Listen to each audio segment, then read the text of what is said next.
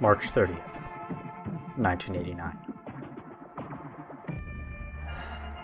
My dreams, they seem so real. This man waits for me so calmly every night. I'm afraid to rest in fear of meeting that freak again.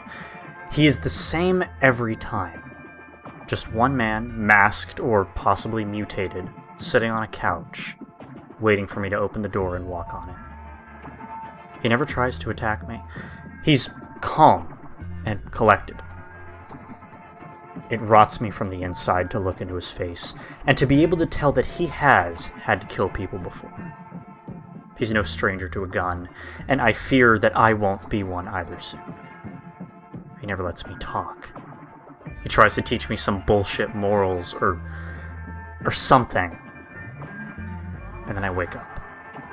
Every fucking night. This has to end. I have to do something about this. April 1st, 1989. I moved out of my old home and into an apartment in central Miami. I'm hoping the confusion will flush out these reoccurring dreams. The janitor talked to me today, handed me a form asking if I was true to my country, if I was willing to die for my country. He handed me a piece of paper. My eyes scrolled across the top, and all I noticed was blessings. I assumed that he was some sort of religious pusher, but I read it again. He was offering me access to some service, and I thought about it. I noticed that if these dreams persist, I will be unfit for ordinary life here in Miami. I'd become a serial killer or something, and I just want it to stop. I was ready for anything. I actually wish I was killed for my country so these bullshit dreams would stop fucking haunting me. It drives me fucking mad. They never stop, and he doesn't let me say a thing. All I fucking want to say is, why are you wearing that mask? But no. He's inside me, triggering some sort of reflex and slapping me awake. I digress. Back to the janitor. He had long, shaggy hair and barely had a mustache. I signed the paper, and with a grin, he whispered, "We will contact you soon." Then he was gone. Had to do a double take to realize that bastard just disappeared.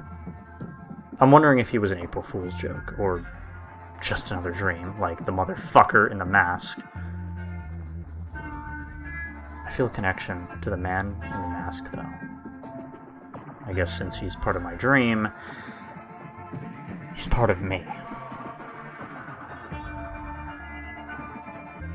April 2nd, 1989. Alright, I'm assuming that the janitor was just a dream, because I have had no contact with him at all. I haven't even seen him. I might be hallucinating because I swear I saw him outside in a different building, handing some bald guy in a green jacket paper. But in my dream, there were 3 people this night. The regular masked man, a long-faced woman, and a man in a fancy suit with bright yellow eyes. I couldn't hear them. All I could hear was my heartbeat. Everything kind of zoned out and went 8-bit like a shitty Nintendo game. And I thought to myself, this is it. I'm dying in my sleep. Finally escape from this pain. But then the heartbeat stopped and I woke up.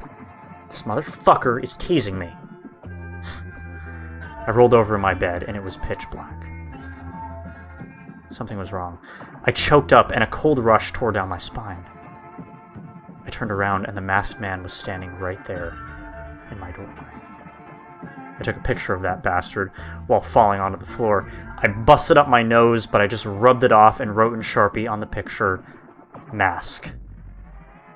Then hid it under my lamp.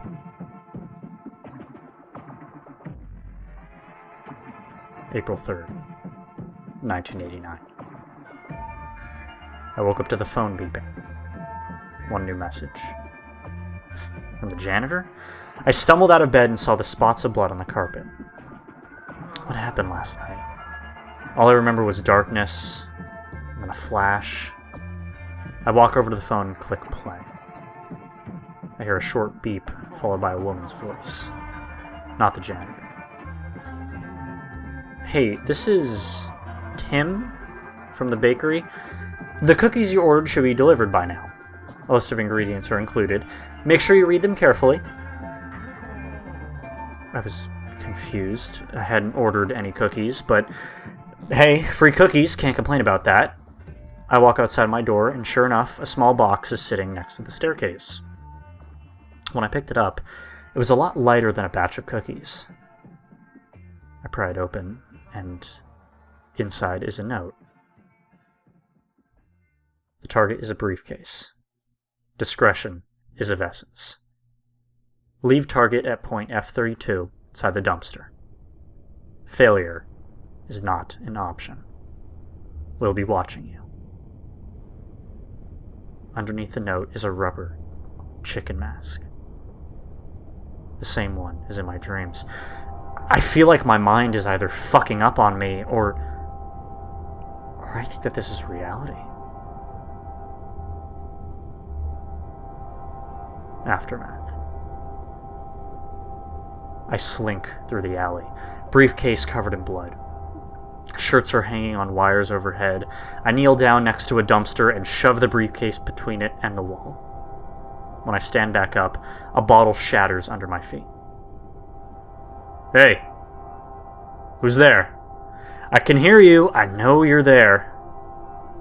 I sprint out of the alley, and a bum with a baseball bat is waiting for me.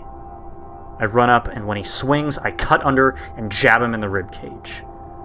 He falls, wheezing for air. I get on top of him and smash his head into the ground.